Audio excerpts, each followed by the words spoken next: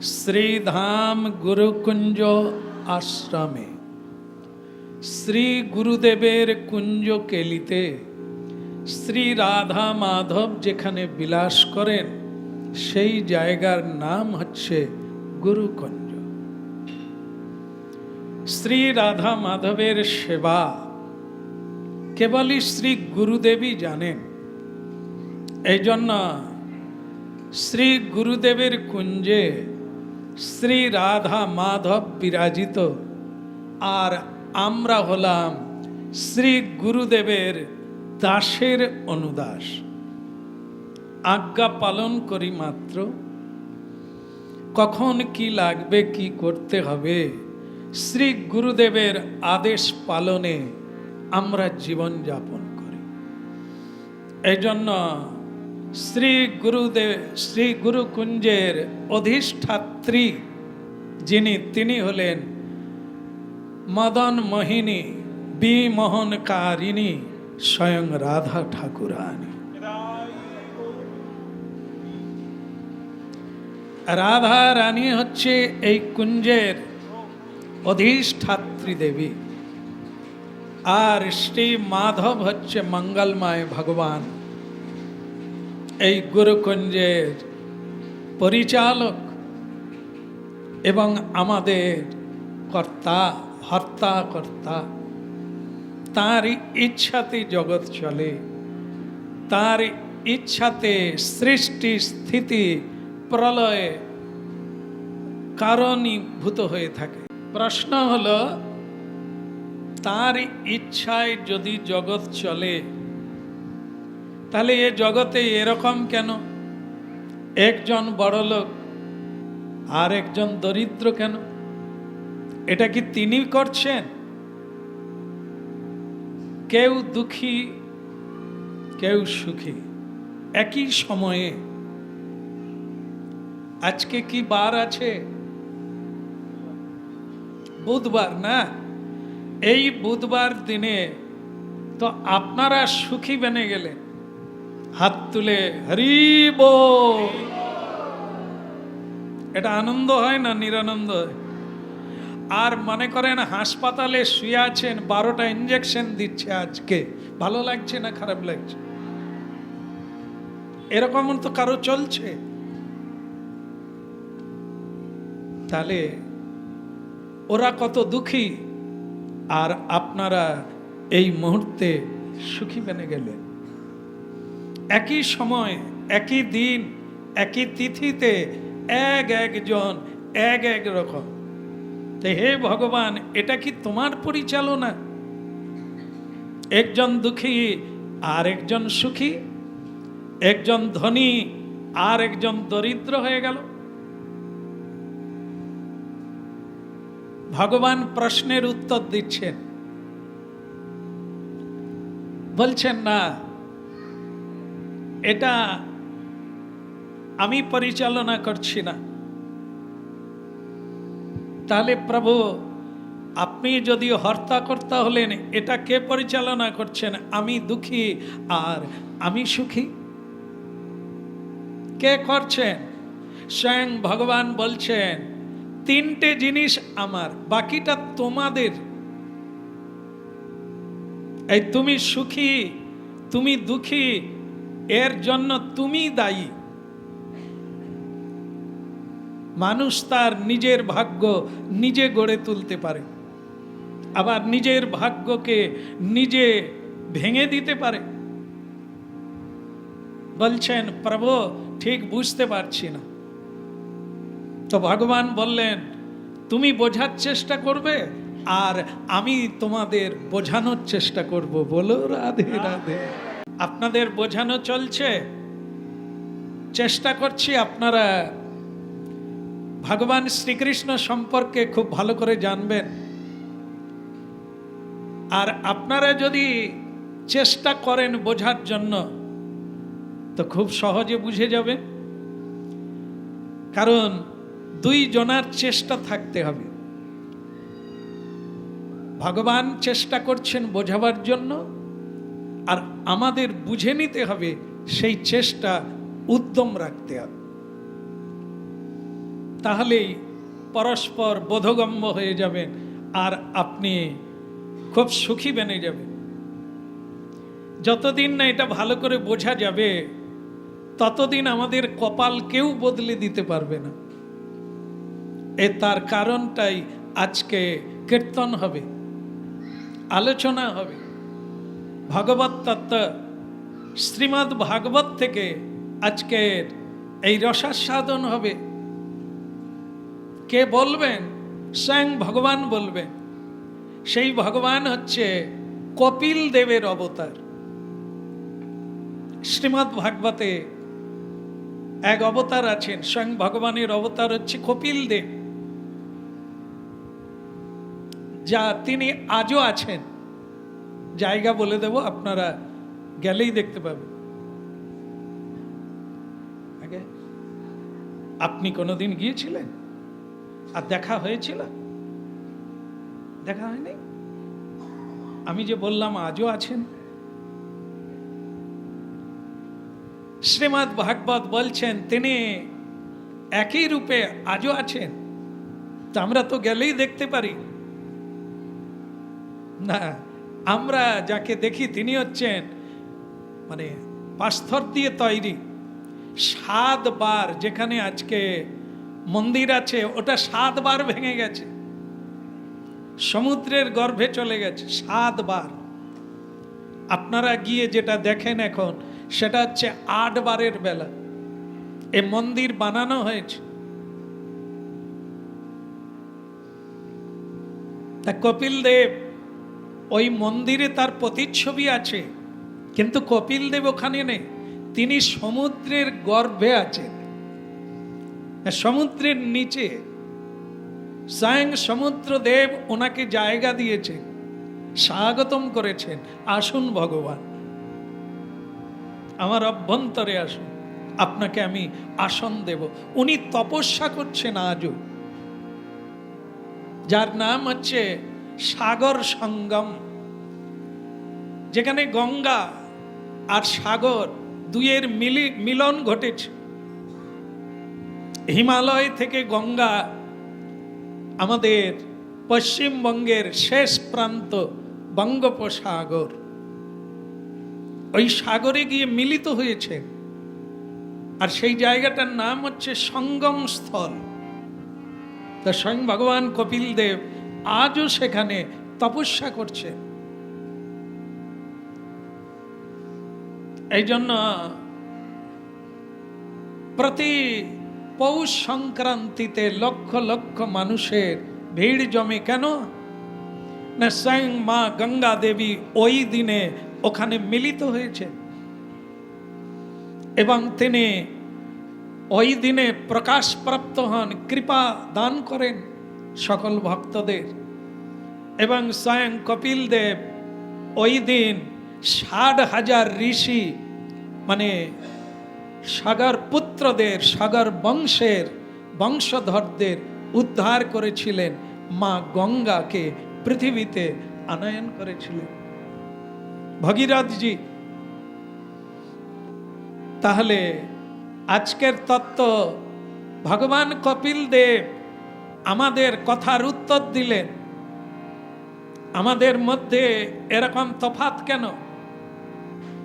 কিংবা আমি সুখী হতে চাই, দুঃখী হয়ে যাই কেন? এসব উত্তর স্বয়ং ভগবান কপিল দেব দেবেন। বলো ভগবান কপিল দেব কি। हाँ, प्रेम से बोलो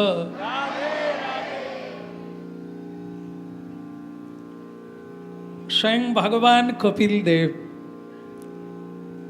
24 অবতারের এক অবতার।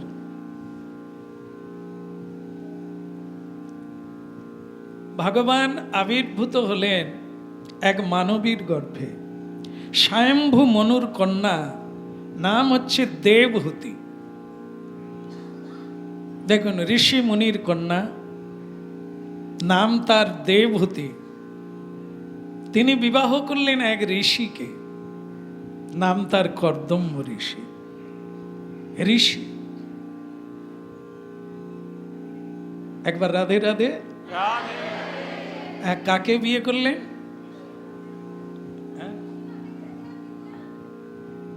ঋষি। কিন্তু জানতে চাইলেন না যে উনি কি করেন, কোন কারখানায় কাজ করেন। আমরা মেয়ের বিয়ে দেওয়ার জন্য কিরকম পাত্র খুঁজি? একটা চাকরি বাকরি, তাই না? আচ্ছা, এই কর্দম্ব ঋষি কি চাকরি করতেন? তাহলে স্বয়ম্ভ মনু, স্বয়ং রাজা ধীরাজ, এবং তিনি ভগবত ভক্ত। একাধারে রাজা, ক্ষত্রিয় ধর্ম, রাজ্য শাসন করে, একটা সংসার নয়। আবার তিনি একাধারে কৃষ্ণ ভক্ত। তার ভক্তিমতী মেয়ে দেবতী বিয়ে দিলেন কোথায়?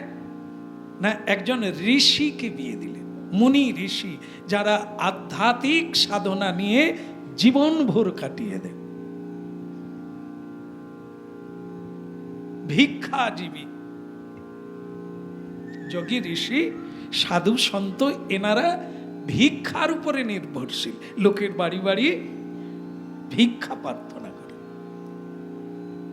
দেখুন, ধারণার আমি শুধু বদলটা দেখাচ্ছি। সেদিন এদিন আজকেও যা আগেও ছিল তা। কেউ ঋষিমুনিকে কন্যা দিতে চাইতেন না। যারা জানতেন কেবল তারাই এই ধরনের পাত্র খুঁজতেন। আমরা কোন পাত্র খুঁজি?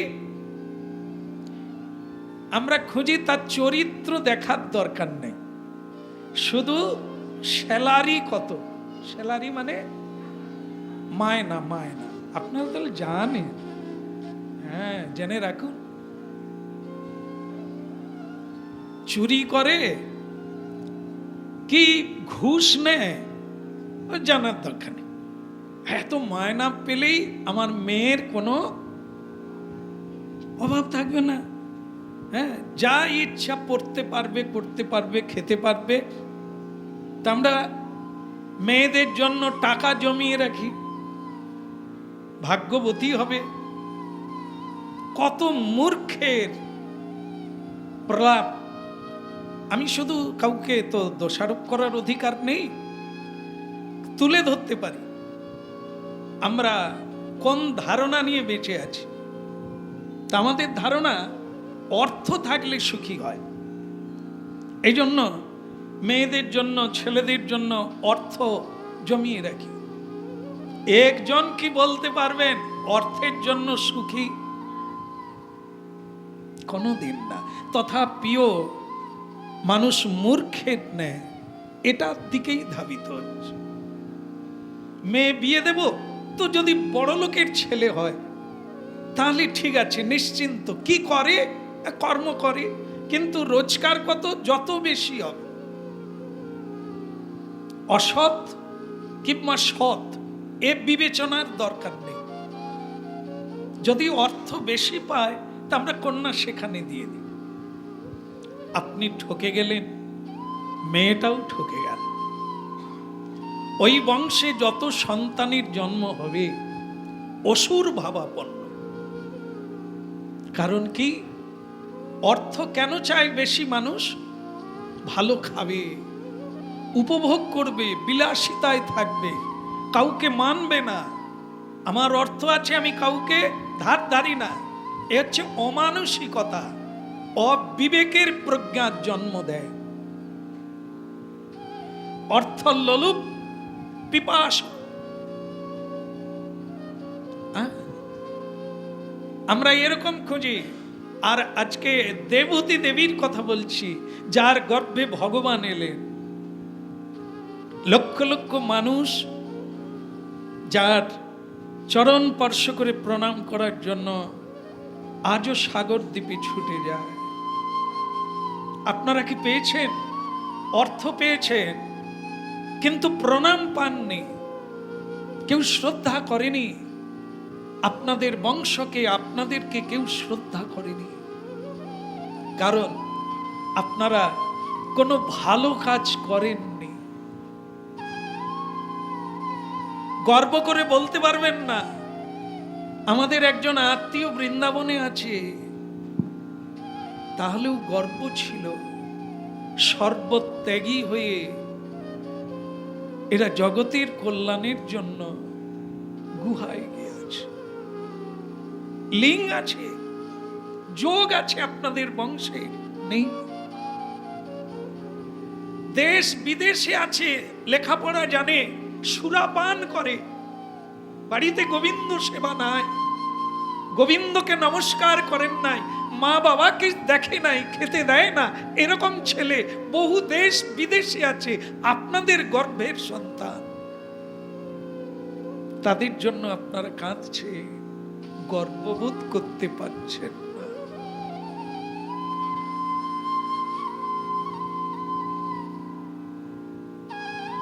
এই জন্য শব্দটা আমাদের জীবনে খাটে না। আপনি ভাগ্যবান, আপনি ভাগ্যবতী, কেউ বলবে না। এটা হতে গেলে আপনাকে গোড়ায় অনেক জানতে হবে। আজকে আমরা যেরকম হয়ে উঠব, আমাদের গাছে ফল সেরকম ধরবে, সন্তান আসবে, যারা পৃথিবীকে ছায়া দান করবে, যারা পৃথিবীকে শান্ত করে দেবে, মানুষের দুঃখ দূর করে দেবে। এগুলি হলো সম্পদ। আমরা যে সব সন্তান সন্ততি প্রাপ্ত হয়েছি, তাদেরকে পেয়ে আমরাও সুখী নয়, সংসার সুখী নয়, প্রতিবেশী সুখী নয়, দেশ গ্রাম সুখী নয়, বরং তারা যন্ত্রণা দিচ্ছে, সবাইকে আতঙ্ক করে তুলছে। এই জন্য ভারতীয় অধ্যাত্ম তত্ত্ব এত উঁচু, যুগ যুগ ধরে দেশে হোক, রাষ্ট্রে হোক, রাজ্যে হোক, গ্রামে হোক, সংসারে হোক, আধ্যাত্ম বিদ্যা যাদের সংসারে নাই, এরা কোনদিন শান্তি প্রাপ্ত হতে পারে না।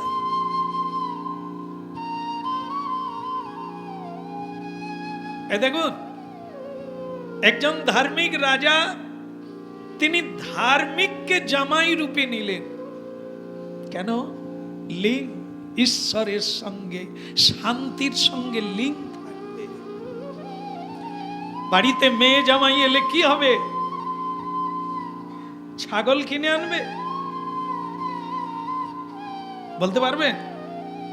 এসে মেয়ে জামাই নয়, যে জীব হত্যা হবে, চিৎকার করে কাঁদবে, তার গলায় ছুরি মারবেন আপনারা, কাঁদতে কাঁদতে ছটপট করে আপনার সংসারে আপনাদের জন্য সে প্রাণ ত্যাগ করলো, এরকম জামাই পাবেন। যা বাড়িতে এলে জীব হত্যার ধুম লেগে যাবে, অসুরদেরকে নিমন্ত্রণ করা হবে, যারা মদ্য মাতাল, চোর, যারা মিথ্যেবাদী, অত্যাচারী, ব্যভিচারী, অসৎ চরিত্রের মানুষ, আপনারা আত্মীয় স্বজনকে ডেকে নিয়ে মহোৎসব করে। কিন্তু ওই মেয়ে জামাই বাড়িতে এলে কৃষ্ণ ভক্তির মহোৎসব উঠে যাবে। কালেকশন, আপনি এমন একজনকে কালেকশন করুন যার দ্বারা আপনার ভজন বিনা পয়সায়, বিনা সাধনায় চলতে থাকবে, বিনা সাধনায়। কারণ ওই আত্মীয়কে দর্শন করা মাত্র আপনি পাপ মুক্ত হয়ে যাবেন, অপরাধ মুক্ত হয়ে যাবে, আপনার মনে শান্তি এসে যাবে। ওই আত্মীয় যখন বাড়িতে আসবে, আপনার বাড়িতে প্রসাদ তৈরি হবে, হরির নাম তৈরি হবে।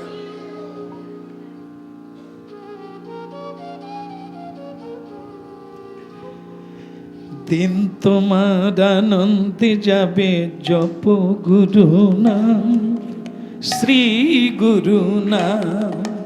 দিন তোমার আনন্দে যাবে, জপ গুরু নাম, শ্রী গুরু নাম। দিন তোমার আনন্দে যাবে, জপ গুরু নাম। দিন তোমার আনন্দে যাবে, জপ গুরু নাম, শ্রী গুরু নাম।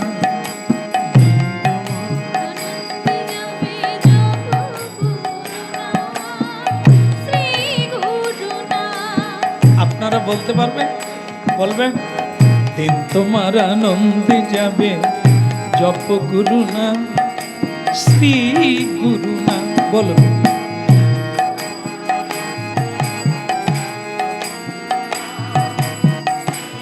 খুব সুন্দর। দিন তোমার আনন্দে যাবে জপ গুরু নাম, শ্রী গুরু নাম। দিন তোমার আনন্দে যাবে জপ গুরুর নাম, শ্রী গুরুর নাম। শ্রী গুরু নাম, শ্রী গুরু নাম, শ্রী গুরু নাম, শ্রী গুরু নাম। দিন তোমার আনন্দে যাবে জপ গুরু নাম, শ্রী গুরু। দিন তোমার আনন্দে যাবে জপ গুরুর নাম, শ্রী গুরুর নাম। পাপ তারণ দুঃখ হরণ অধম তারণ নাম, পারের কান্ডারি গুরু পূর্ণ ব্রহ্মরা। পাপ তারণ দুঃখ হরণ অধম তারণ নাম, পারের কান্ডারি গুরু পূর্ণ ব্রহ্মরা। দিন তোমার আনন্দে যাবে জপ গুরুর নাম, শ্রী গুরুর নাম। দিন তোমার আনন্দে যাবে জপ গুরুর নাম, শ্রী গুরুর নাম। তোমার আনন্দে যাবে জপ গুরু নাম, শ্রী গুরু। দিন তোমার আনন্দে যাবে জপ গুরুর নাম, শ্রী গুরুর নাম। পাপ তারণ দুঃখ হরণ অধম তারণ নাম, পারের কান্ডারি গুরু পূর্ণ ব্রহ্মরা। পাপ তারণ দুঃখ হরণ অধম তারণ নাম, পারের কান্ডারি গুরু পূর্ণ ব্রহ্মরা। দিন তোমার আনন্দে যাবে জপ গুরুর নাম, শ্রী গুরুর নাম। দিন তোমার আনন্দে যাবে জপ গুরুর নাম, শ্রী গুরুর নাম। বলো। দিন তোমার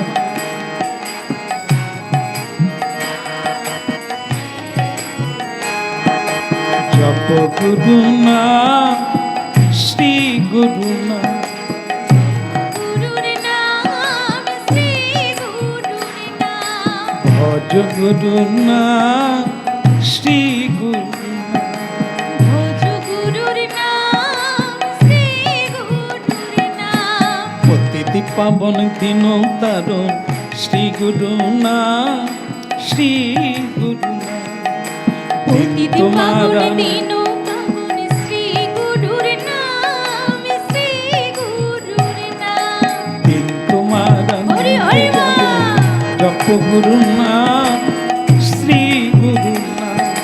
দিন তোমার আনন্দে যাবে জপ গুরুর নাম, শ্রী গুরুর নাম। তোমার হরি হরি বল। শ্রী গুরুর নাম। দিন তোমার আনন্দে যাবে জপ গুরুর নাম, শ্রী গুরুর নাম। দিন তোমার আনন্দে যাবে জপ গুরুর নাম, শ্রী গুরুর নাম। জপ গুরুর নাম, শ্রী গুরুর নাম। জপ গুরুর নাম। শ্রী গুরু।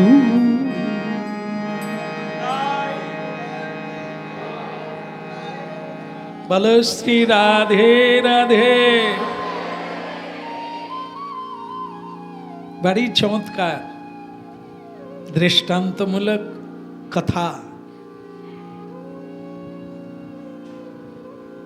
যেরকম আপনার সিদ্ধান্ত হবে আপনার জীবন সেরকম গড়ে উঠবে।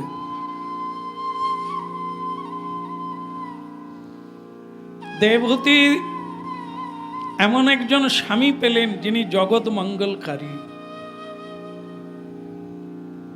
যিনি ব্রহ্মার পুত্র, স্নিগ্ধ স্নান্ত পবিত্র কৃষ্ণ ভক্ত। খুব ধুমধামে বিয়ে হলো, কিছু বছর কাটলো, স্বামী সেবার সুযোগ পেলেন দেবহূতি। সংসার না, আপনারা যেটা বুঝেন, আমরা যেটা বুঝি, একটি মেয়ে বর চায়, সংসার চায়, একটি পুরুষ সংসার চায়, সন্তান চায়, উপভোগ চায়, কিন্তু এটা সে সংসার না। এ হচ্ছে শ্রীকৃষ্ণের নিবেদিত প্রাণ। একটু ছোট, এখানে কোনো নিজের চাওয়া নেই। একদিন কর্দম্ব ঋষি স্ত্রীকে হাত জোড়ে করে বলছেন, দেবতী আমাকে তো বিদায় দিতে হবে। কে চমকে উঠবেন না? এ কি, বিবাহ হলো, সংসার হলো, কিন্তু বিদায় কি? বিদায়টা কিসের জন্য? এই হচ্ছে শ্রীমদ্ ভাগবতের আধ্যাত্ম সংসার। কৃষ্ণের সংসার করো ছাড়ি অনাচার, জীবে দয়া কৃষ্ণ নাম, এটি হচ্ছে সর্বধর্ম সার। সংসার, সংসারে থাকতে আপত্তি নেই, কিন্তু সংসার করবেন না। কর্দম্ব ঋষি করেন না। বিবাহ হলো, সংসার হলো না, যেটা আমরা বুঝি। সংসারটা ভালো করে সাজাতে হবে, গুছাতে হবে, সন্তান আসবে, আত্মীয় স্বজনের জন্য, জীবনকে উপভোগ করার জন্য। এ জীবন নয়। তা যেটা বলছিলাম, চলি,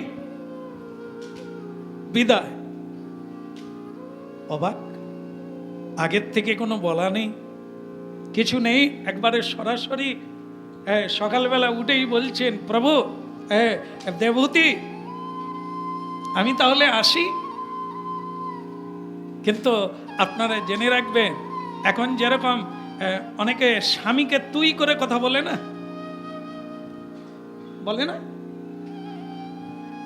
তুই করে কথা বলে, এবং অনেক অশ্রদ্ধাযুক্ত কথা বলে, কোনো মাথা নিচু নেই, কোনো শ্রদ্ধা রেখে কথা না, উদ্ধত, শিক্ষা নাই, দীক্ষা নাই, জ্ঞানহীন। কার সঙ্গে কিভাবে কথা বলতে হয় এগুলো শিখতে হবে, জানতে হবে, না হলে জীবন থাকবে কিন্তু মরুভূমি হয়ে যাবে, কিছুই পাবেন না। স্বামী গুরুজন, স্বামী সেবা করার জন্য বিবাহ হয়েছে। সংসারে স্বামী সেবা, গুরু সেবা, স্বামীর গুরু পিতা মাতা তাদের সেবা, আত্মীয় স্বজন প্রতিপালন, এটি নারী ধর্ম।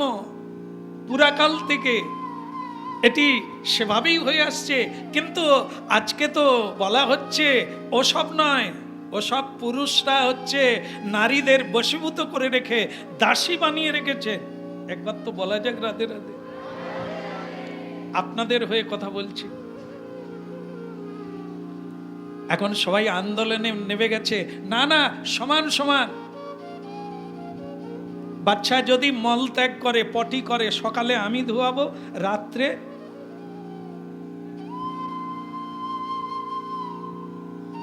আর আমি সকালবেলা রান্না করব, তো তুমি রাত্রিবেলা কেন? হাব হাব, এখন সমান সমান। ও কোনো এনে আমি যদি তোমাকে প্রণাম করি, তুমি আমাকে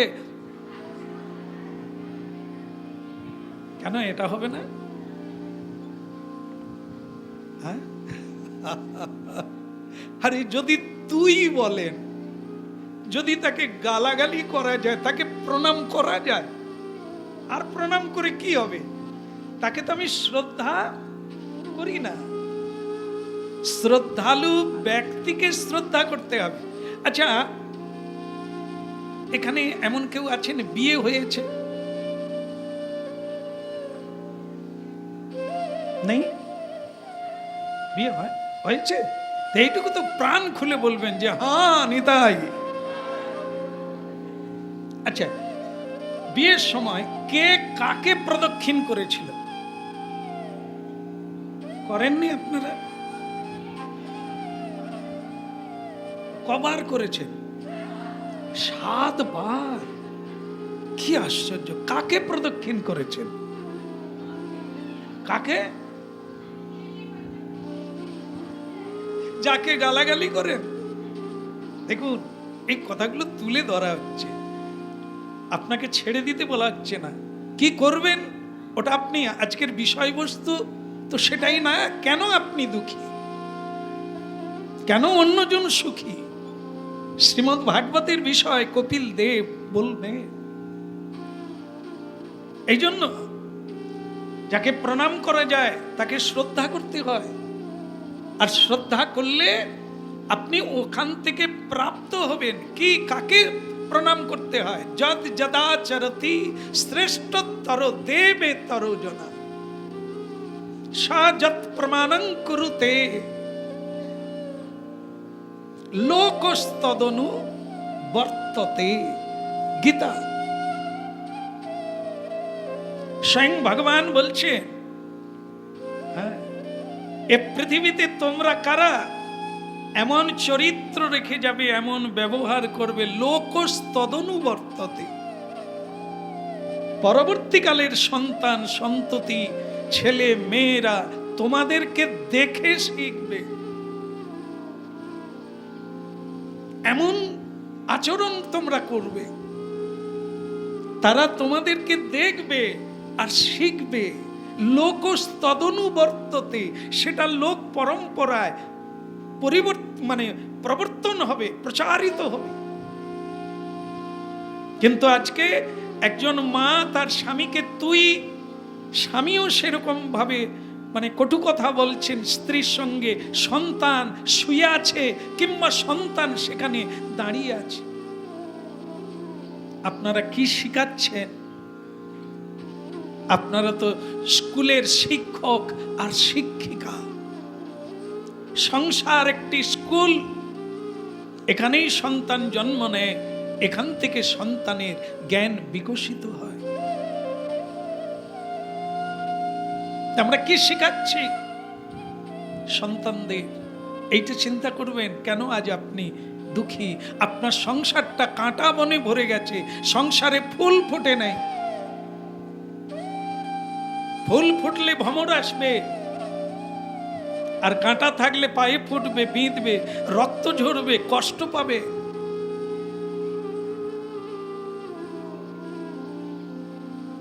এরই নাম আধ্যাত্ম বিদ্যা। যা যার ঘরে থাকবে, যার অন্তরে থাকবে, তিনি ব্রহ্মানন্দে মাতোয়ারা হয়ে যাবে।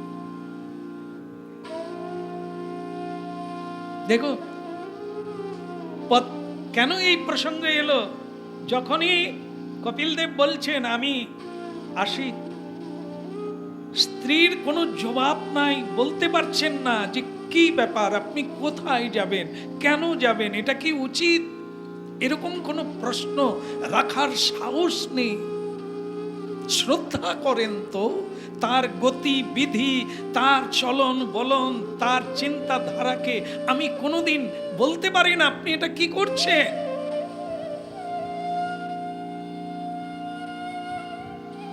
শুধু তিনি আস্তে করে বললেন, প্রভু আপনি তাহলে, প্রভু স্বামীকে কি বলছেন বলুন, কি বলছেন? আর নাম ধরে বলছেন না তো, তুই করে না, প্রভু স্বামীন, স্বামীন ভগবান ব্রহ্মদেব, এরকম করে কথা বলতে হয়। এরকমটা খুবই কল্পনার বিষয় এসে যাচ্ছে। এরকম কোন সংসার আছে যে এরকম শ্রদ্ধা করতে পারে? আসলে স্বামী স্ত্রী দুইজনেই তো নরাধম, দুইজনেই ঝগড়াটে, দুইজনেই মাতাল, দুজনেই অসৎ চরিত্রের মানুষ, কে কাকে শ্রদ্ধা করবে? সংসারটা জঙ্গলে পরিণত হয়ে গেছে। জ্ঞান, বিজ্ঞান, বৈরাগ্য, বিশ্বাস, শ্রদ্ধা ওই সংসারে ছিটে ফোটা নেই।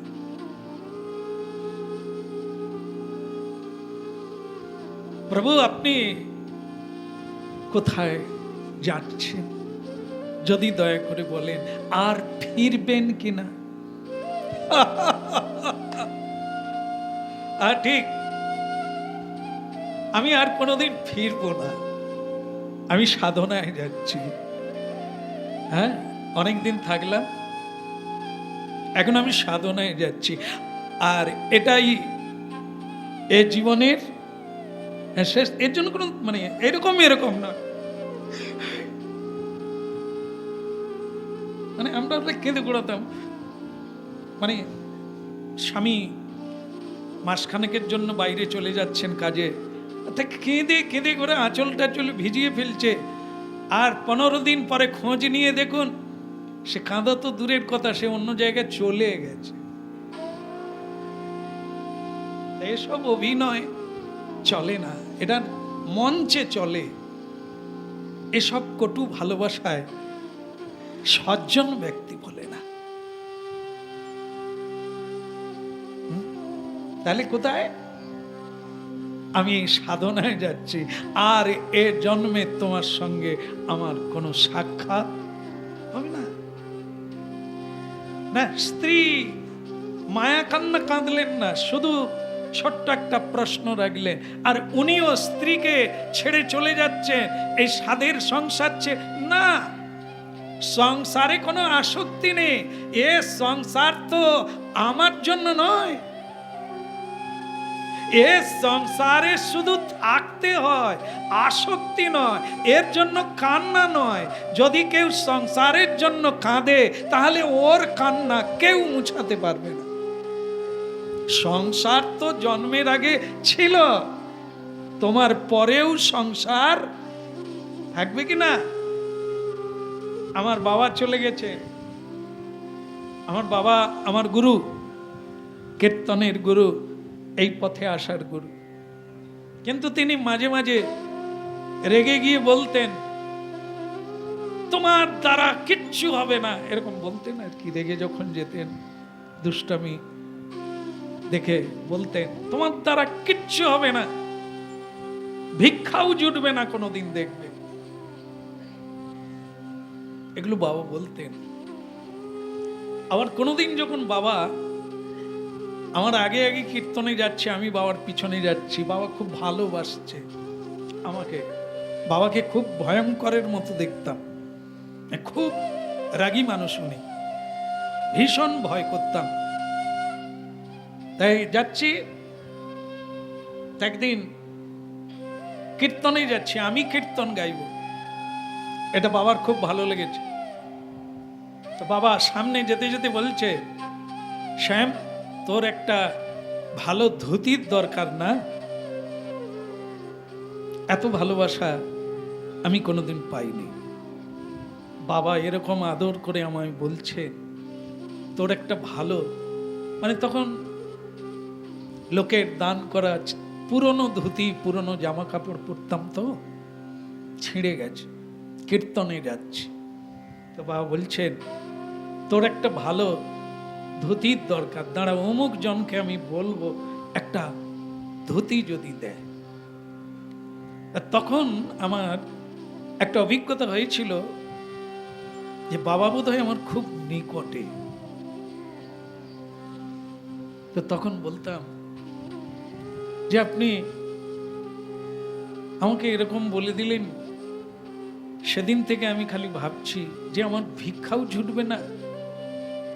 বাবা ঘুরে দাঁড়ালেন, তুই দুঃখ পেয়ে গেছিস? ওটা মনের কথা না।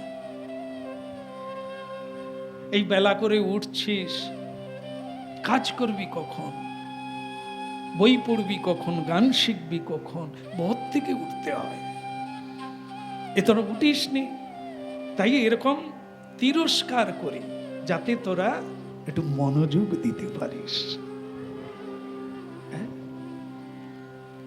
আমাকে বাবা মাঝ রাস্তায় জড়িয়ে ধরেছিলেন, দুঃখ পাস না, ওটা মনের কথা না, অনেক বড় হবে যদি ধরে রাখতে পারিস, অনেক বড় হবে।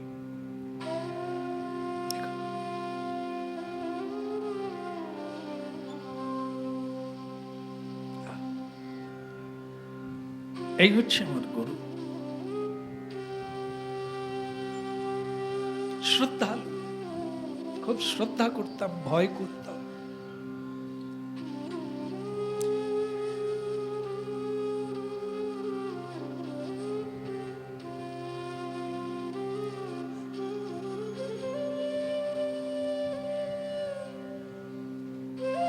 চলি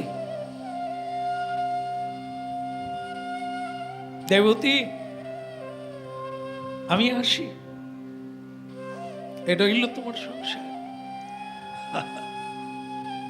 হাসতে হাসতে, ধরতেও কোনো আনন্দ নেই। হ্যাঁ, খুব সুন্দর তুলনা দিয়েছেন। কোনটা বলুন তো, যেটা দেখবেন আপনারা, ওই যে ভগবান শ্রী রামচন্দ্র যখন তাকে রাত্রিবেলা খবর দেওয়া হলো, ভগবান রামচন্দ্রকে আগামীকাল সকাল বেলায় আপনার রাজ্য অভিষেক হবে, আপনি রাজা হবেন।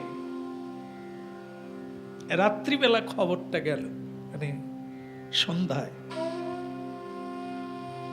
তো রামচন্দ্রের দিকে লোকে তাকিয়ে আছে যে কি আনন্দ হবে, এটা একটা বিরাট আনন্দের কথা।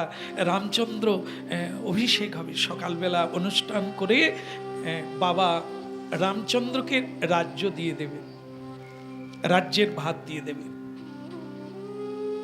একটা জিনিস লক্ষ্য করবেন, রামচন্দ্রের কোনো বিকার নাই যে আনন্দে নেচে উঠবেন, আমি রাজা হব, আগামীকাল আমার অভিষেক হবে, এর জন্য তার কোনো আনন্দ নাই।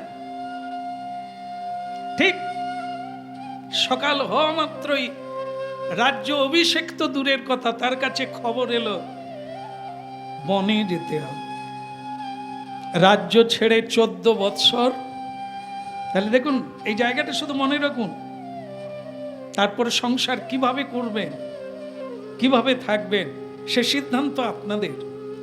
এখানে শুধু শুনবেন, এটা কোনো উপদেশাবলী নয় যে আপনারা এটা করবেন, না, শুনুন কি করা উচিত অনুচিত আপনারা করবেন। তো সকালবেলা বললেন, শ্রী রামচন্দ্র তোমাকে বনবাসে যেতে হবে।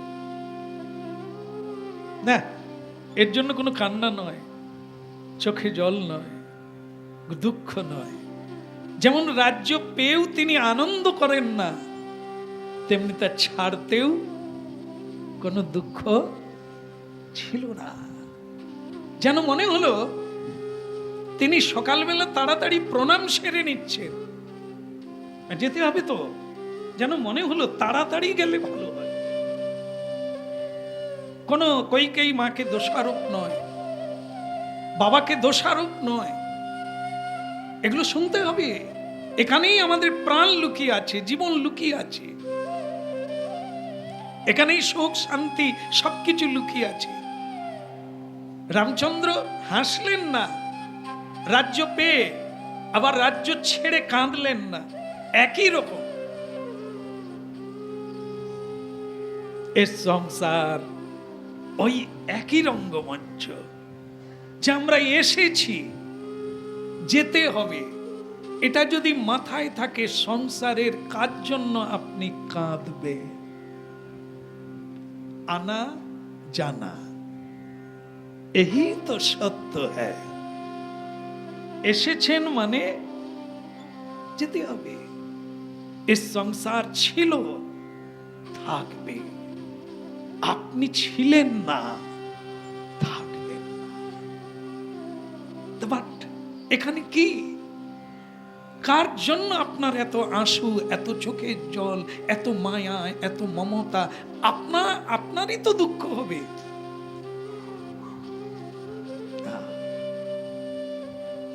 ঋষি কর্দম্ব ঋষি বলছেন, দেবভূতি তা চলি, আর কোনোদিন দেখা হবে না, তো বাস। বলো ভগবান নৃসিংহদেব কি।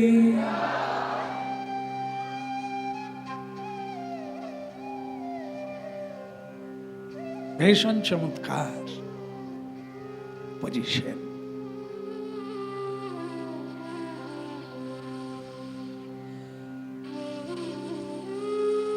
আচ্ছা, আপনারা গ্লাস মানে কাঁচ দেখেছেন তো? বাড়ি বাড়ি তো কাঁচের আছে। আচ্ছা, কাঁচে কি হাত কেটে যায়? কাঁচে হাত কেটে যায়? কাঁচ দিয়ে আরো অনেক কিছু কাটা যায়, ঘাড় নাড়ুন, হ্যাঁ কি না? কাঁচ কি দিয়ে কাটবেন? কাঁচ দিয়ে অনেক কিছুই কাটা যায়, কিন্তু কাঁচ দিয়ে কি কাঁচ কাটা যায়? কেন? এত কিছু কাটতে পারে, কাঁচ কাটবে না কেন?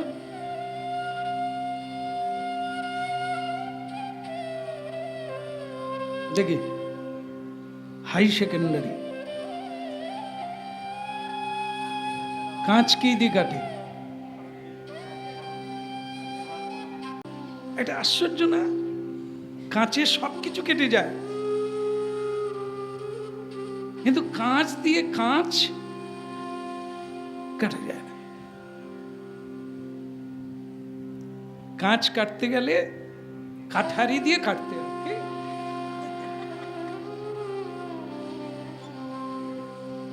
হবে না? আচ্ছা, কাটারি দিয়ে এত কিছু কাটি, কাঠ কাটা যাবে না। হাতুড়ি ভেঙে গুঁড়া হয়ে যাবে। হিরে দিয়ে কাঁচ কাটা হয়। হিরে, হিরে এমন একটি পদার্থ, অত্যন্ত কঠিন, শক্ত।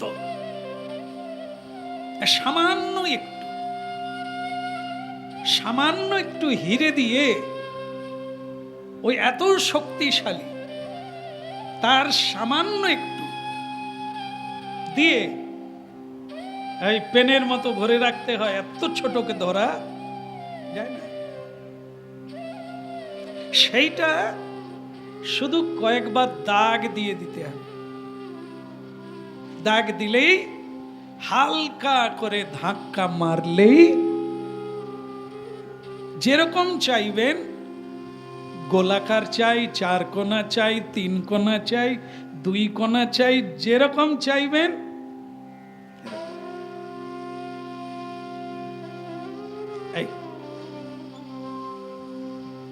এ জীবন একটি কাঁচ। আপনি হলেন হিরে। হিরে আপনি কিরকম চাইছেন? এ সংসারকে সংসার দিয়ে কাটা যায় না। আপনার চিত্ত, বুদ্ধি, বিবেক দ্বারা এক কাঁচ রূপী এই সংসারকে, সংসার সবকিছু কাটে, কিন্তু সংসার কাটার জন্য সংসার দিয়ে হয় না। তার জন্য দামি হীরের দরকার। আর এ সংসারে সবচাইতে দুর্লভ কি? জলজা নবলক্ষণাচি, জলজা নবলক্ষানি। আপনারা, আমরা 9 লক্ষ বার জলের কীট পতঙ্গ, জলচর হয়ে জন্ম পেয়েছি। क्या होता है भाई? छोड़ दो, बोलो राधे राधे। 9 লক্ষ বার জলে জন্ম হয়েছে। 20 লক্ষানি স্থাবরা, বৃক্ষ লতাদি 20 লক্ষ বার জন্ম পেয়েছে। কৃমিও, রুদ্র রুদ্র সংখ্যকা। কৃমিকীট নর্দমায়, নালায় কৃমিকীটের জন্ম হয় পেটে, সেগুলো 11 লক্ষ বার রুদ্র সংখ্যকা, একাদশ রুদ্র। এই জন্য এখানে সংখ্যা দিয়েছেন রুদ্র সংখ্যকা। 11 লক্ষ বার গুনে রাখুন কত লক্ষ হলো, মনে রাখেননি? প্রথমে 9 লক্ষ জলচর, 20 লক্ষ স্থাবর গাছপালা, এখন বললাম কৃমি, কৃমিয়ন রুদ্র সংখ্যকা, মানে 11 লক্ষ বার কৃমিকীটের জন্ম হয়েছে আমাদের। এরপরে পক্ষিনাং দশলক্ষানি, পাখি কুলে 10 লক্ষ বার জন্ম হয়েছে। 80 লক্ষ হয়ে গেল। আপনারা ভীষণ চালাক, গুনে গুনে রাখছে, হড়কে যাব কোনো উপায় নেই। একদম জীবনটাও হিসাবের জিনিস, হড়কে দিলে হবে না। কিন্তু ওইখানের হিসেবটা আমরা রাখি না। টাকা কত হলো, জমি কত হলো, সম্পত্তি কত হলো, এটা আমাদের জানা, কিন্তু আমার সঙ্গে যে সম্পত্তিটা কেবল আমার, ওই হিসেবটা করা হয়নি। বিষয় সংসার মায়ারি সাগরে সকলি পড়িয়া রবে, মনিরে সকলি পড়িয়া রবে। হরি নামে সত্য, গুরু নাম সত্য, এইটুকু তোমার সঙ্গে যাবে। নিতাই গৌর হরি বল। এ যত বাড়ি বানাই সব পড়ে থাকবে, শুধু হরিনাম আর গুরু নাম সঙ্গে যাবে। নিতাই গৌর। ভাবিয়া দেখো কেউ তো আপন নয়, স্ত্রী পুত্র পরিজন সকলি অভিনয়। ভেবে দেখো যদি যখন মুদিবে আখি, কে তোমার সঙ্গেতে যাবে। মন আমার কে তোমার সঙ্গেতে যাবে। এই হরি নামে সত্য, গুরু নাম সত্য, এইটুকু তোমার সঙ্গে যাবে। মন আমার এইটুকু তোমার। বলিয়ে রাধে রাধে। তাহলে হিসেব রেখেছেন, পাখি 10 লক্ষ, 30 লক্ষ পশু, বা আমাদের পশুর জন্ম হলো 30 লক্ষ বার। কত হলো? ও 80 হয়ে গেছে। 80 লক্ষ জনি করিয়া গমন, তবে পেয়েছ এই দুর্লভ মনুষ্য জন্ম। চতুর্লক্ষানি মানবা, তারপরে আমরা 4 লক্ষ বার মানুষ জন্ম প্রাপ্ত হয়েছি, সব চাইতে কম। তার ভিতরে কখনো উচ্চে, কখনো নিচে, কখনো নিচ কুলে, কখনো উচ্চ কুলে, কখনো বোধ সম্পন্ন, কখনো নির্বোধের মতো মনুষ্য জন্ম পেয়েছে। কে বলতে পারে 4 লক্ষ জন্মের এটাই শেষবার?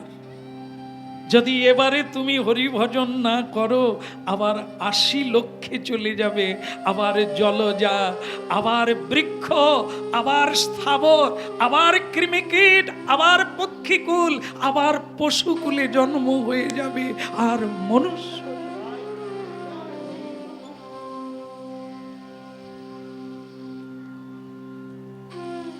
বলো রাধে রাধে।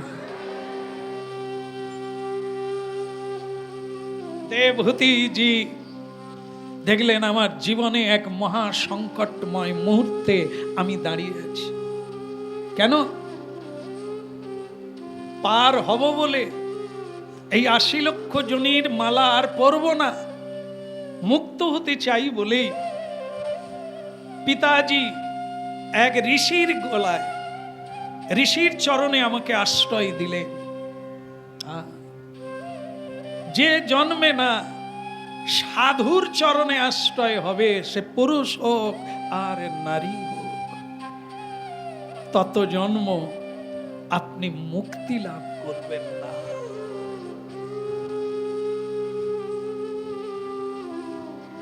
পুনরপি জন্মং পুনরপি মরণং পুনরপি মাতৃ জঠরে শয়ন। এটাই ইতি, শেষ কথা। কিন্তু যদি এর বাইরে যেতে হয়, তাহলে হরি রসদ গল আশ্রয়কারী, হরি পাদ পদ্ম ভজনকারী এরকম গুরুচরণ আশ্রয় করলে তবেই আমরা মুক্তি লাভ। देवभूति প্রার্থনা করলেন হাত জোড় করে, প্রভু जाने के लिए कोई बात नहीं, আপনাকে বাধা দেওয়া এ তো আমার ধর্ম নয়, আর আপনাকে বাধা দিতে আমি পারি না। শুধু একটা কথা জানতে চাই, আপনি তো মুক্তির সন্ধানে চলে যাচ্ছেন, আমার মুক্তি কিভাবে হবে? আমি তো আপনাকে দেখেই আপনার চরণে সেবা করার জন্য এসেছিলাম, কারণ আপনি সাধু, না দিয়ে বৈষ্ণব সেবা নিস্তার পেয়েছে কেবা। নিস্তার মানে মুক্তি, নিস্তার মানে গতির গতি। যে জায়গায় গেলে আত্মাকে ফিরতে হয় না, তার ভঙ্গ হয় না, তার আর লয় হয় না, ক্ষয় হয় না, সেই জায়গার নাম হলো গতির গতি। তা আপনি চলে যাচ্ছেন, আমি সেবা থেকে বঞ্চিত হলাম, আমি কার সেবা করব? তাহলে আমি মুক্তি পাবো কিভাবে? বলো রাধে রাধে। এইখানে সংসারের দিকে একটু তাকান, যেখানে আমরা আছি। আমার মায়েরা যারা আছেন হাত তুলবেন, সব স্বামী কৃষ্ণ ভক্ত না? সব আমার মতো পাষণ্ড? এবার আপনারা চিন্তা করুন, আপনারা কোথায় যাবেন, কার চরণে আশ্রয় নিয়েছেন? যে নৌকা ওপারে,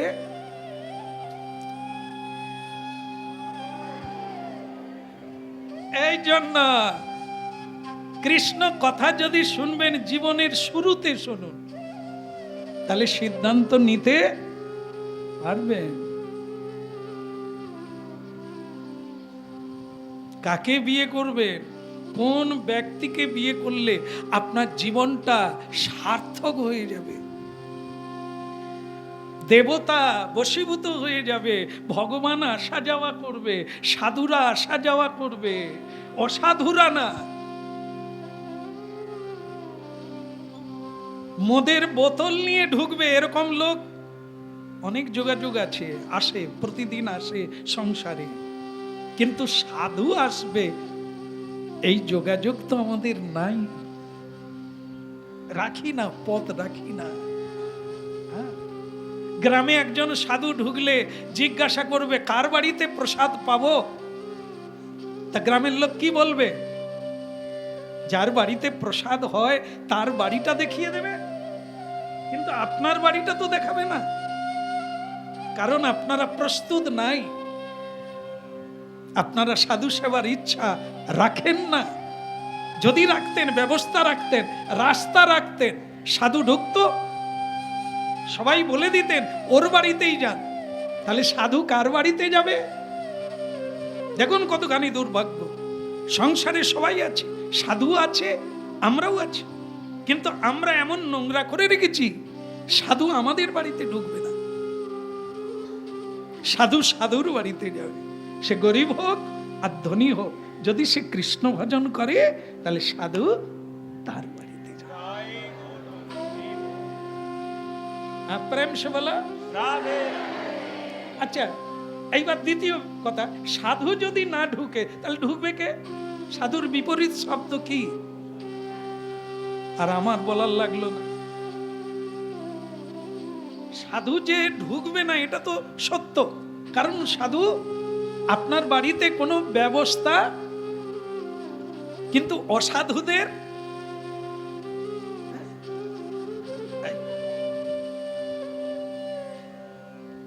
এক এক বাড়িতে আমাদের কীর্তনের বাসা পড়ে,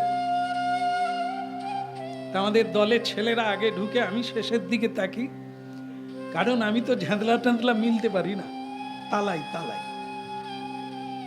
তো ওরা ঠিক করে, তারপর আমি ঢুকি, তো ওরা বলছে তাড়াতাড়ি এটা সরান ওটা সরান।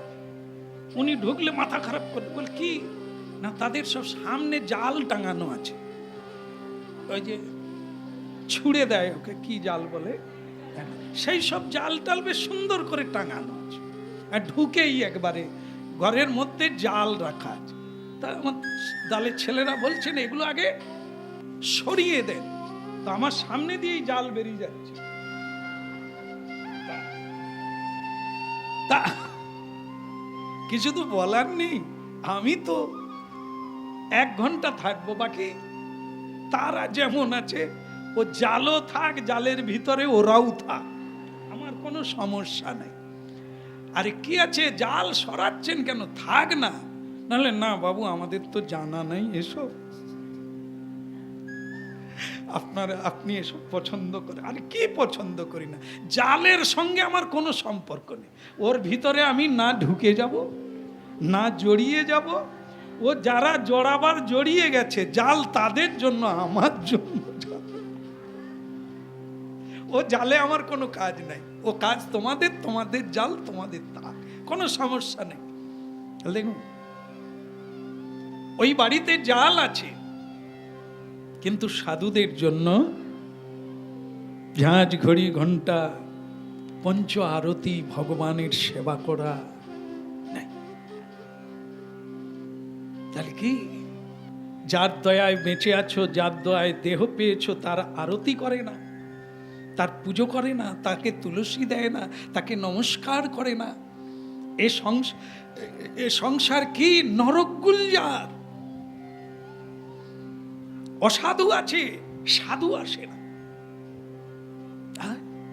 এই জন্য আমরা কীর্তন করে বেড়াই, একটু পরিবর্তন করে নেন, ভাগার না করে, শ্মশান না রেখে ফুল গাছ লাগিয়ে দেন, তাহলে দেখবেন ওখানেই ভক্ত ভ্রমরেরা আসবে, জায়গা পবিত্র হয়ে যাবে, আপনার জীবন। জীবনে যতটুকু সঙ্গ পারবেন সাধুর সঙ্গ করবেন, অসাধুর সঙ্গ না, জীবন যন্ত্রণাময় হয়ে উঠবে।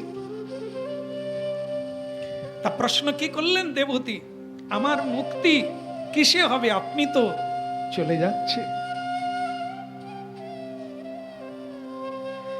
গুরু ভজিলি না রে মন আমার, একদিন ভেবে দেখবি অন্ধকার। গুরু ভজলি না রে মন আমার, একদিন ভাবে দেখবি অন্ধকার।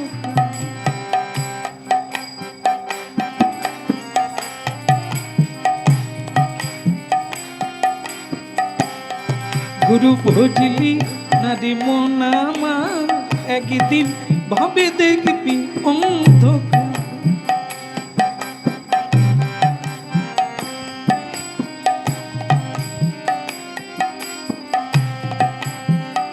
গুরু ভজ গুরু চিন্ত, গুরু করো সার, গুরু ছাড়া এ সংসারে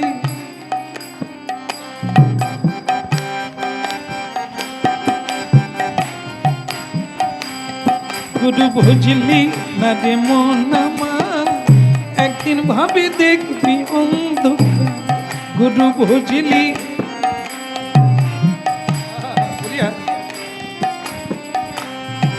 গুরু বুঝলি না রে মন আমার, একদিন ভাবে দেখবি অন্ধকার।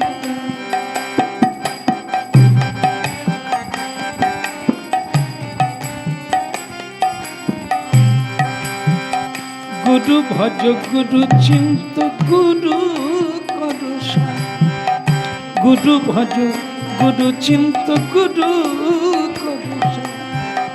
গুরু ছাড়া এ সংসারে গতি নাহিয়া, গুরু ছাড়া এ সংসারে গতি নাহিয়া। গুরু বুঝলি না রে মন আমার, একদিন ভাবে দেখবি হরি বল।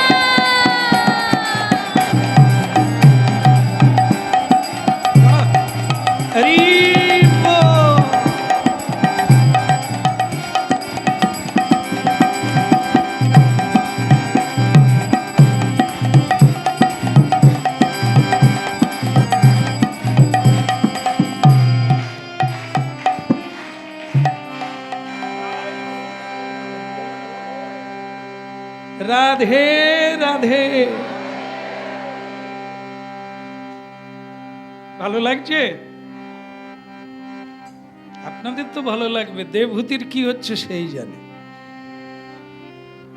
জীবনের সর্বস্ব ধন গুরু চলে যাচ্ছেন, তবে দেবহূতি আটকাতে পেরেছে অনেকটা প্রশ্নের দ্বারা। আপনি তো চলে যাচ্ছেন, আমার মুক্তির উপায় কি হবে? তার মানে কি আটকাতে পারবে? এ তো এক্ষুনি তো মুক্তির উপায় বলে দিয়ে, আপনারা কি চান, আটকানো ভালো না ছেড়ে দেওয়া ভালো? হ্যাঁ, যার যার ঝগড়া আছে বলে যাও না, কোথায় যাও?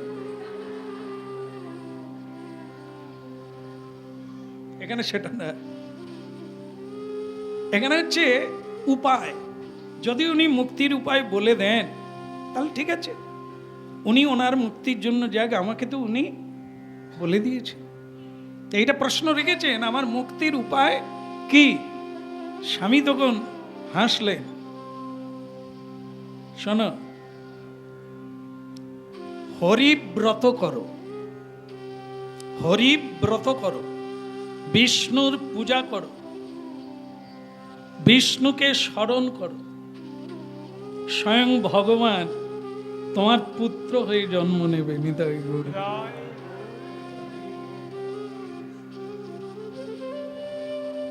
এখানে দুর্দান্ত জিনিস রয়েছে যে আমাদের একটু ভাবতে হবে। কি বললেন, কি বললেন যেন ভুলে গেলাম। তোমার পুত্র হবে, আর সেই পুত্রের দ্বারা তোমার মুক্তি হবে। এবার আপনারা হাত তুলুন, মায়েরা যারা আছেন, আপনাদের পুত্রের জন্য কারা কারা মুক্তি পাবেন? সবাই তো পুত্র পেয়েছেন, বাবারাও পেয়েছেন, মুক্তি নিশ্চিত নাকি? 2 বেলা মদ খায়, প্রসাদের কথা বললে লাথি মারে, হরি নামের কথা বললে ছুটে পালায়। আপনারা এরকম পুত্র পেয়েছেন, তাহলে কি করে আপনাদের মুক্তি হবে? কর্দম্য ঋষি কার কথা বললেন? স্বয়ং ভগবান তোমার পুত্র রূপে আসবে, সেখান থেকে তোমার মুক্তি হবে। তাকে কি করতে বললেন? ভগবান পুত্র রূপে আসলে তার আগে কি করতে বললেন? হরিব্রত। আজকে যেটা করছেন আপনারা, এও হরিব্রত। এটা হচ্ছে একদিনের জন্য।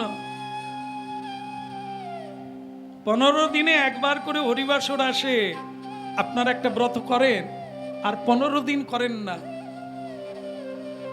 কিন্তু এখানে বলছে জীবন ব্যাপী হরিব্রত। হরিব্রত মানে একদিনের জন্য নয়, আজীবন হরিদাস হও, হরিদাসী হয়ে যাও। তোমার হৃদয়ে স্বয়ং ভগবান আবির্ভূত হবেন, আর সেই ভগবানের দ্বারাই তুমি মুক্তি লাভ করবে। এই জন্য কিছু করার লাগে, ভালো কিছু পেতে গেলে ভালো কিছু করতে হবে, খারাপগুলোকে ত্যাগ করতে হবে।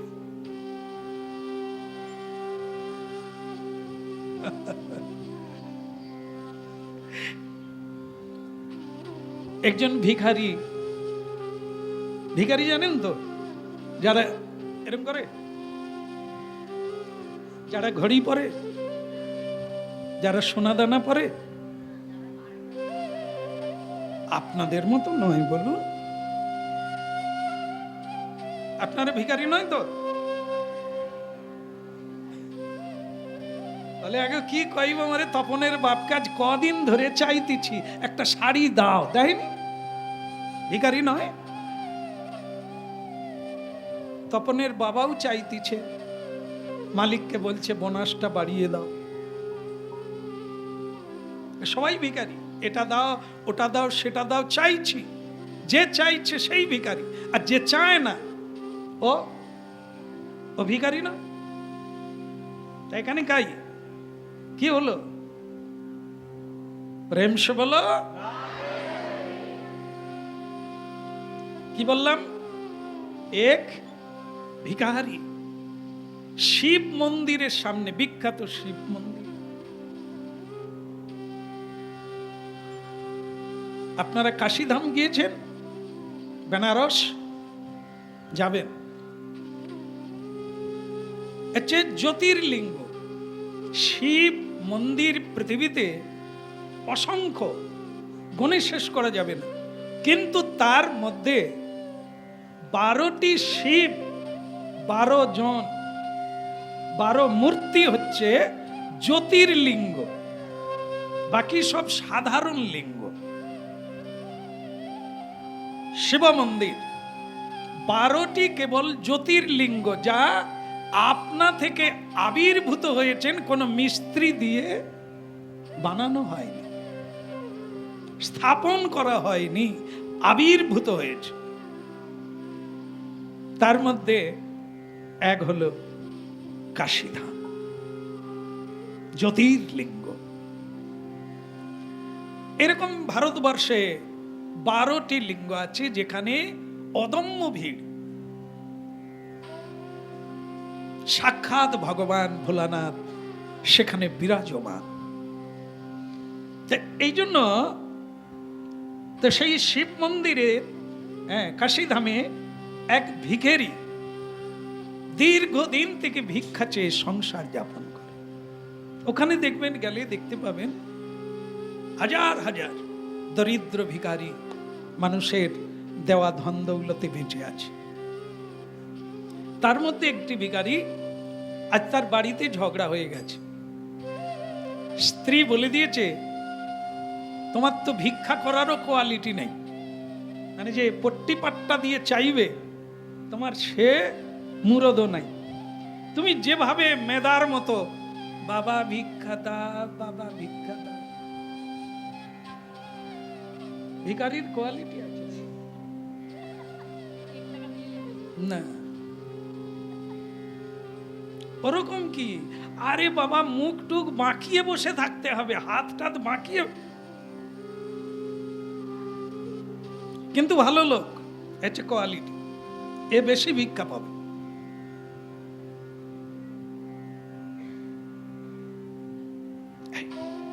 এদের স্ত্রীরা বলে তোমার কোয়ালিটি আছে, তুমি বিদেশেও পর্যন্ত গেলে ভিক্ষা পাবে।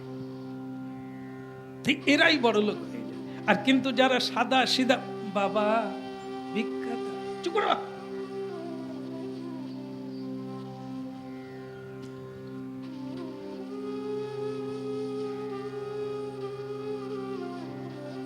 মেয়ে বড় হয়ে গেল, তোমার চিন্তা নেই, মেয়ের বিয়ে দিতে হবে না, ওই রকম ভিক্ষা করে পেট চলে না, মেয়ের বিয়ে দেবে কি করে? স্ত্রী এমন কথা বলেছে না, মনটা খুব খারাপ হয়ে গেল। এমনিতেই সারা জীবন ভিখেরি নাম, তার উপরে আবার স্ত্রীর গঞ্জনা, সংসারের যেন দায়ভার চেপে বসে গেছে। সে আজকে ভিক্ষা চাইতে চাইতে কেঁদে ফেলেছে। বাবাকে জানাচ্ছে, বাবা তোমার দরবারে জীবন কেটে গেল, ভিখেরি আমার দুঃখ নাই, কিন্তু সত্যি সত্যি মেয়েটাকে বিয়ে দিতে পারছি না। তুমি তো দিয়েছো, তুমি তো পাঠিয়েছো, তার একটা উদ্ধার করবে না? আমার কোনো টাকা পয়সা জমানো নাই, যা পাই তার জীবন চলে যায়। সে আজকে যেন অজান্তে কেঁদে ফেলেছে। কোনোদিন সে বাবাকে বলে না, ভিক্ষা চায়, কিন্তু বাবাকে কোনোদিন আবেদন করে না। আর যেন তার চোখ ফেটে জল এসে গেল, আর সে বলে ফেলেছে, বাবা আমি কি করব, আমি তো পারছি না, আমার তো কোনো আয় ইনকাম নাই, আমি মেয়ের বিয়েটা কি করে দেব?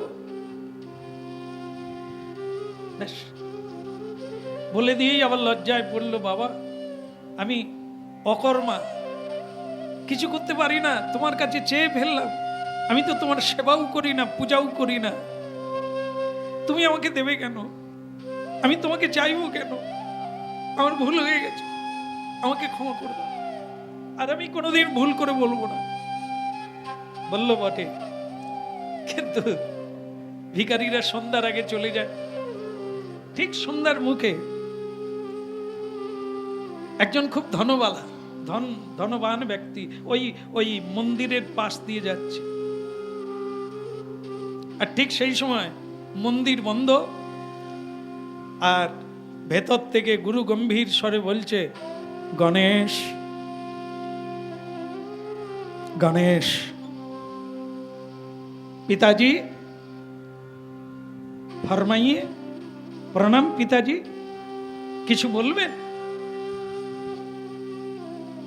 কণ্ঠ শুনে মনে হলো ভোলানাথজি পুত্র গণেশকে ডাকছে। মন্দিরের ভেতরে ধনী মানুষটি এই কথা শুনছে। গণেশ এসো বাবা। এ দেখো, এক ভিখারি আমাকে জানিয়েছে তার মেয়ের বিয়ে দিতে পারছে না, তা তুমি তাকে কিছু অর্থ দিয়ে দাও, যাতে তার মেয়ের বিয়ে হয়ে যায়। গণেশজি বলছেন, পিতাজি कोई बात नहीं, 1 লাখ টাকা আমি 1 লাখ টাকা আমি ওকে দিয়ে দিচ্ছি, আপনি চিন্তা করবেন না, আপনি নিশ্চিন্তে থাকুন। কি কত বললো? ওখানে কে ঘুরছিল? একজন ধনী ব্যক্তি, জমিদার ব্যক্তি, প্রচুর টাকা। সে এই কথাটা শুনলো যে এইখানে যে ভিখারি বসে থাকে, তার মেয়ের বিয়ের জন্য ভোলানাথ গণেশজিকে আদেশ করলো, কত দেবে? গণেশ তাহলে তুমি কিছু দিয়ে দিও। গণেশ বলে দিল, 1 লাখ টাকা দিয়ে দিচ্ছি, আপনি নিশ্চিন্তে থাকুন। ধনীটা শুনে নিল, আমি যদি ওই ভিখারিকে কালকে 50,000 দিয়ে দিই, আর ও যা পাবে আমাকে দেবে, তাহলে ওর 50 আমার 50। বাস ওই ধনী সকালবেলা, বলো রাধে রাধে, সকালবেলা উঠেই সেই ভিখারিকে খুঁজে খুঁজে মন্দিরে গেল। মন্দিরে গিয়ে দেখে ভিখারিটি দুঃখে একটু ফাঁকা জায়গায় ওই থালা পেতে বসে আছে। এ ধনী গিয়ে বলছে, এই তোর মেয়ের বিয়ের বয়স হয়ে গেছে। বলে, আপনি জানলেন কি? সেসব পরের কথা, তোর তো টাকার দরকার। বলে, তা তো লাগবে, কিন্তু সেসব কথা আর বলে কি হবে বাবু, আপনি 2 টাকা দেবেন, দেন, যেভাবে আপনি দান করবেন করেন। বলে, দান কি রে, তোকে আমি 50,000 টাকা দিচ্ছি, এটা রাখ, কিন্তু তোকে কথা দিতে হবে, তুই আজকে যা পাবি সন্ধেবেলা আমাকে দিয়ে দিবি, কথা দে, তাহলে আমি তোকে 50,000 এখনই দিয়ে দেব। বলে, বাবু আমি কোনোদিন 21 টাকা পাই, সন্ধে পর্যন্ত। কোনোদিন 20 টাকা, কোনোদিন 15 টাকা। আপনি কি বলছেন? আপনি ওটা নেবেন, আমাকে 50,000 বলে তবে আর বলছে।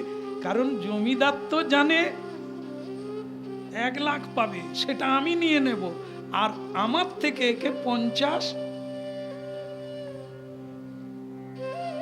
বাটপার যাকে বলে আর কি। তো সে বলে বাবু আমার কিছু দরকার নাই, আপনি যদি বলেন আমার ভিক্ষাটা সন্ধ্যাবেলা নেবেন নেবেন, না এমনি না, এই তোকে 50,000 আমি দিয়ে দিলাম, তুই কিন্তু কথা দিলি সন্ধে পর্যন্ত যা ভিক্ষা পাবি তুই আমাকে দিয়ে দিবি। বলে বাবু আমি কথা দিচ্ছি, যা পাবো সন্ধেবেলা আপনাকেই দিয়ে চলে যাব। জমিদার অপেক্ষায় আছে, কিন্তু এ তো 50,000 পেয়ে গেছে। সে ব্রাহ্মণ বাড়িতে গিয়ে কি আনন্দ, বলে গিন্নি আর চিন্তা নাই, মেয়ের বিয়ে দিয়েও বেশি, তৎকালীন তো অনেকদিন আগের কথা, হ্যাঁ 50,000 পেয়ে গেছি, আর কোনো চিন্তা নাই, তুমি কান্নাকাটি করো না, আমাকে গালাগালি করো না, হ্যাঁ সুষ্ঠুভাবে ভদ্রভাবে থাকো, আনন্দে কাটাও জীবন। সে তো আনন্দে আটখানা, তুমি কি করে পেলে? বলে দাম দিয়েছে এক লোক, তবে আজকে যা পাবো সব ওনাকে। বলে সে তুমি খুচরা পয়সা দিয়ে দাও, কোনো সমস্যা নেই। কি এইবার হলো, সারা দিন কেটে গেল। জমিদার সন্ধ্যাবেলা চলে এলো, বলে কিরে যা পেয়েছিস দিয়ে দে। সে ওই থালাটা দেখে কয়েকটা খুচরো পয়সা ছাড়া। এই সত্যি করে বল আর কিছু পাস না? বলে বাবু আর কিচ্ছু পাই না, এই যা পেয়েছি, আমি জীবনে মিথ্যে কথা বলিনি, গরিব মানুষ, যা পেয়েছি। তার মাথায় চড়কা পড়ে গেল, 50,000 গেল। হ্যাঁ তার মানে দেবতারাও আজকাল মিথ্যে কথা।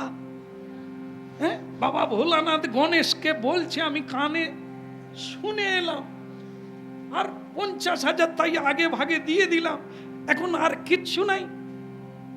সে তখন রেগে গিয়ে শিব মন্দিরে ঢুকবে করেছে, কিন্তু দরজা বন্ধ। সে গিয়ে 1 লাথি মেরে দিয়েছে দরজা। ভোলানাথ তো ভোলানাথ গাঁজাখোর, কাকে কি দেওয়ার কথা দেওয়ার নাম নাই। শ্মশানে বসে আছে, ভুটভুট ভুটভুট করছে, রাম রাম করছে, তো রাম নামের নিকুচি। একবারে 1 লাথি মেরে দিয়েছে ভোলানাথের দরজায়। মারল লাথি, কিন্তু পার বের করতে পারে না। বলো রাধে রাধে। সে পা আটকে গেছে দরজায়, যা ঢুকে গেছে পা ভেঙে, দরজা ভেঙে। সেই অবস্থায়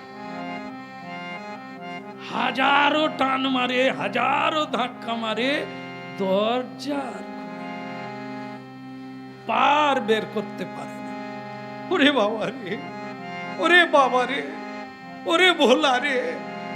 বাবা বলে বল গাঁজাখোর বল।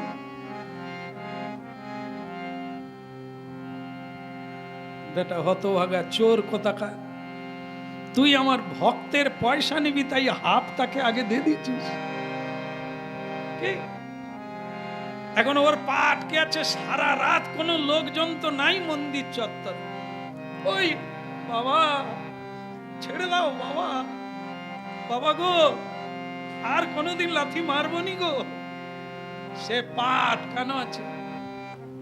ভোর রাত্রের দিকে বাবা ভোলানাথ বলছে, গণেশ পিতাজি প্রণাম, কিছু বলবেন? তোকে যে বলেছিলাম গরিব লোকটাকে কিছু টাকা দিবি, তা তুই দিয়েছিস? বলে পিতাজি চিন্তা করবেন না, 50 দিয়ে দিয়েছি, আর 50 এই জোগাড় করতেছি, দিয়ে দেব। প্রেম সে বলল। গণেশজি কি বলল? কত দিয়েছে? কে দিয়েছে? গণেশ দিয়েছে। तो गणेश जी पिताजी के बोलছেন, पिताजी 50 दे दिया, लेकिन और 50 बाकी है, चलता है, চলছে কাজ চলছে।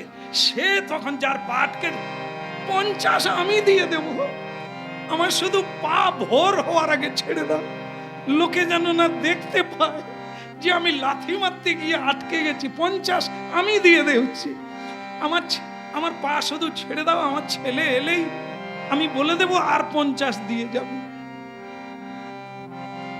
ভোরের সময় জমিদারের ছেলে বাবাকে খুঁজতে খুঁজতে মন্দিরে চলে এসেছে, এসে দেখে বাবার পা আটকে আছে। বাবা এ কি অবস্থা? বলে খোকা কথা কম কাজ বেশি, 50,000 নিয়ে, 50,000 নিয়ে। বলে কেন কি হয়েছে? তুই আগে নিয়ে 50,000 নিয়ে। এ পা এমনি আটকায়নি, এ আটকে দিয়েছে। বলে কেন? বলে সে পরে সব ছাড়া পেলে সব বলবো, তুই আগে নিয়ে 50,000 নিয়ে। 50,000 আনলো। বলি তুই এক কাজ কর, এখানে টাকা রাখিস নি, দেখবি এক ব্রাহ্মণের বাড়ি আছে, একটা জঙ্গল পার হলেই দেখবি গরিব ব্রাহ্মণ, এই 50,000 তাকে দিয়া বলবি আগে যে 50 দিয়েছিল আবার 50 দিয়েছে, মেয়ের বিয়ে দাও। তো তাকে দিয়ে এলো। পুত্র ওখানে টাকা দিয়ে আসতে পারে না, বাবার পা ছেড়ে দিয়েছে। আর ওই যেই ছেড়ে দিয়েছে, ভোলানাথ বলছে কিরে জোগাড় করলি? বলে 1 লাখ দিয়ে দিয়েছে। মানে গণেশজি বলছে পিতাজি 1 লাখ দিয়ে দিয়েছি। তখন সেই জমিদার ঘুরে আবার একবার ভোলানাথকে প্রণাম দিলেন। বলে বাপ, তাহলে তোমার টাকা নয় আমারই টাকা নিয়ে তোমার আশীর্বাদ হয়ে গেল।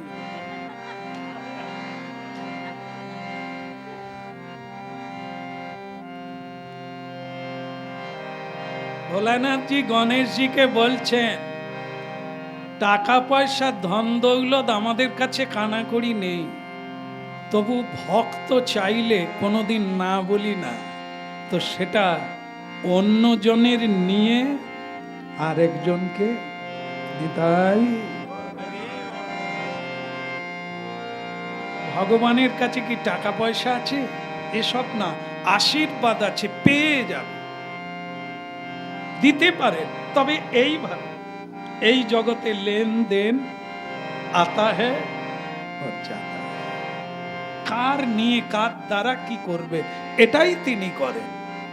তিনি কখনো নিজের পকেট থেকে কাউকে দেন না, এসব জিনিস ওনার কাছে ওটাই পৃথিবীর জিনিস। তাই এইগুলো যারা চাইবে এইভাবে ভগবান ম্যানেজ করে দেবে, কিন্তু এইভাবে কখনো ঈশ্বরের কৃপা পাওয়া যায় না। ওটা কেবল তার ভক্ত ছাড়া অন্য কেউ পাবে না এই জগৎ মাঝে। হরি বল।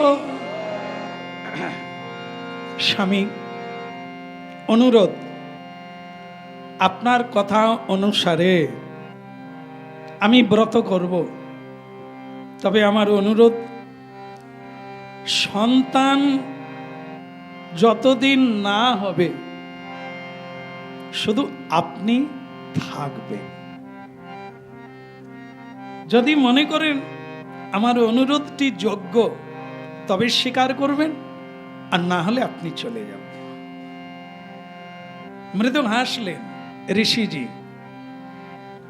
আরে ক্যা নেই ক্যা নেই, যার তপস্যা করতে যাব সে আমারই ঘরে আসবে, দর্শন করেই যাব।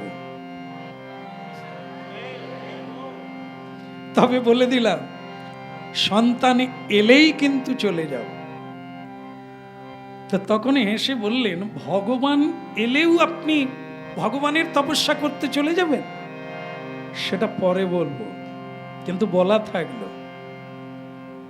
কারণ তোমরা ভুলে যেতে পারো, তাই জানিয়ে রাখলাম। সেই দিন এলো যেদিনে শুভ পদার্পণ করলেন, স্বয়ং ভগবান পৃথিবীতে নেমে এলেন। মায়ের গর্ভকে দেবহূতি মাকে আশ্রয় করে কপিল দেব নামে যিনি খ্যাত হলেন, সেই ভগবান আবির্ভূত হয়ে গেলেন। উলুধ্বনি হরিধ্বনি নেতাই।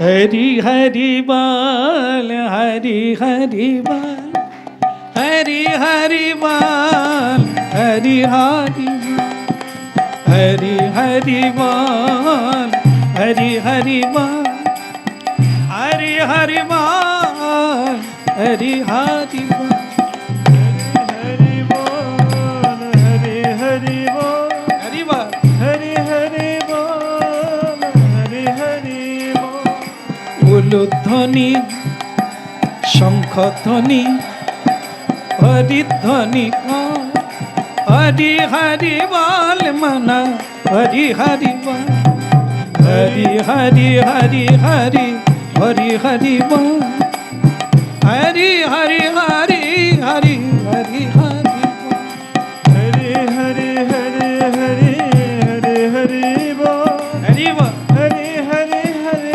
हरि हरि हरि बोल हरि बल हरि बल हरि हरि बल हरि बल हरि बल हरि हरि बल हरि बोल हरि बोल हरि हरि बोल हरि बोल हरि बोल हरि हरि बोल উলুধ্বনি শঙ্খধ্বনি করে যত নারী হরি হরি ধ্বনি করে ভকত মণ্ডলী হরি হরি হরি হরি হরি হরি বল হরি হরি হরি হরি হরি হরি বল হরি হরি বল হরি হরি হরি হরি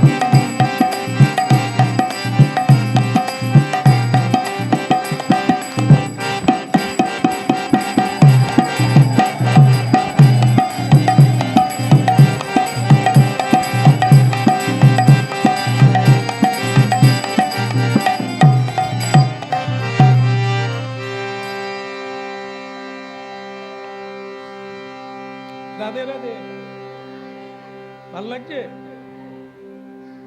এর আগে খারাপ লাগছিল নাকি ছেলে হয়েছে বলে ভালো লাগছে আনন্দে আত্মহারা বহু ঋষি কন্যা ঋষি পত্নীরা সবাই এসে জড়ো হলো যেসব নিত্যকর্ম সেসব করলো ক্রিয়াকর্ম সবই হলো কিন্তু এইবার যেটা হবার সেটাই হলো ওই যে ছেলে এসে গেলেন ভগবান বিষ্ণু তিনবার প্রদক্ষিণ করলেন পিতা কর্দম্য ঋষি কাকে সন্তানকে তিনবার প্রদক্ষিণ করে প্রণাম করলে ছেলেকে কেউ প্রণাম করে না এই জড় জগতের সম্পর্কে মা ছেলেকে প্রণাম করে না বাবা ছেলেকে প্রণাম করে না কিন্তু আধ্যাত্ম তত্ত্বে এই জগতের কোনো সম্পর্ক নেই স্বয়ং ভগবান আবির্ভূত হয়েছে তাই পিতা কর্দম্য ঋষি তিনবার প্রদক্ষিণ করে প্রণাম করলে দেবহূতি বিদায় এসে গেছেন স্বয়ং ভগবান কিন্তু স্বামী প্রশ্নের উত্তর কোনটা ওই যে আপনি বললেন পরে বলবো স্বয়ং ভগবান যদি এসে যান কে আর আপনি যদি দর্শন করেন তাহলে কার তপস্যায় যাচ্ছেন ভগবান তো देवती ये साधन का फल है তুমি সাধনা করলে হরিব্রত করলে তাই উনি এলে এ পাওয়া টিকবে না এ পাওয়া থাকবে না ধন জোগাড় হয় পরিশ্রম করে কষ্ট করে তার চাইতে বেশি কষ্ট ওই ধনকে রক্ষা করা এটাই বলে শেষ করি আজকে আপনাদের যে মতিটা আছে হরিবাসরে এসেছেন হরিবাসরে এসে প্রণাম করে ভক্তি ভরে হরিনাম শুনছেন ভগবানকে শুধু এইটুকু জানান এটার জন্যই সাবধান থাকুন এই সম্পদটাই যেন থাকে বৃদ্ধি পরের কথা শুধু যেন এইটুকু সম্পদ, এই যে নত হওয়া, প্রণাম করা, হরিনাম শোনা, এটা এক বিরাট সম্পদ যা অন্যের কাছে নাই, যা আপনারা প্রাপ্ত হয়েছেন। একে ধরে রাখার জন্য সবচাইতে বড় সাধনা যেটুকু দিয়েছেন গুরুদেব, যেটুকু দিয়েছেন ভগবান, এটাকে যেন ধরে রাখতে পারে। তাই দেবতী, আজ থেকে কঠিন সাধনা করো, ভগবানকে কোনো সময়ে ভুলে যেও না, তাহলে এই যে এসেছে চোখের পলকে হারিয়ে যাবে। তুমি সাধনা করো, ধরে রাখো। আর আমি আমার অপূর্ণ সাধনাকে সাধনা করতে যাই সাগর সঙ্গে। কর্দম্য ঋষি চলে গেলেন, হাঁটতে হাঁটতে হাঁটতে হাঁটতে ভারতের দক্ষিণ দিকে এলেন, বঙ্গোপসাগর। সেখানে এসে দাঁড়ালেন। সাগরদেব আহ্বান জানালেন, আসুন ঋষিবর, আমি আপনাকে জায়গা দিচ্ছি, আপনি এখানে আসন পাতুন। সেই আসনে আজও কপিলদেব বসে আছে, জলের তলায়। সেখানেই সাগর বংশের 60,000 বংশধরেরা পাপী হয়ে ওইখানে পুড়েছিল কপিল দেবের রোষাক নলে। ভগীরথ গঙ্গাকে আনলেন, ওইখানে গেল গঙ্গা, তবে গিয়ে তারা উদ্ধার হলো। এখানে কি হলো? মা এবার কপিল দেবও বলছেন, আপনারা কি শুনলেন? সাগরে কে গেলেন? কপিল দেব না তার বাবা? কপিল দেব গেলেন সাগর দ্বীপে, কিন্তু তার বাবা অন্য কোন মেরুতে গেলেন, পর্বতে, সেখানে তিনি তপস্যা করলেন। কপিল দেব চলে যাওয়ার আগে মার কাছে বাবার মতোই বিদায় চাইলেন, মাতাজি হাম চলতা হ্যায়। মা বলে, কি বলছেন প্রভু? বাবা বলে গেলেন পুত্র আসলে আমার মুক্তি হবে, আর আপনিও পিতাজির মতো প্রণাম করে চলে যাচ্ছেন। আচ্ছা আচ্ছা, তাহলে কি? মা প্রণাম করছে সন্তানকে, হে গুরু জ্ঞান দীনবন্ধু সানন্দ দাত করুণৈক সিন্ধু রাধা প্রণয় প্রচার। হে ভগবান, কাকে বলছে? নিজের পুত্রকে এই জ্ঞানটা ত্যাগ করতে হবে।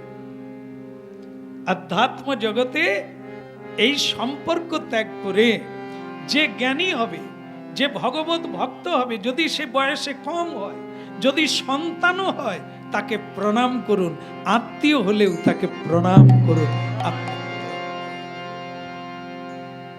ভাগবতে এই কিংবদন্তি একটি জায়গা যেখানে মা ছেলেকে গুরু করেছেন।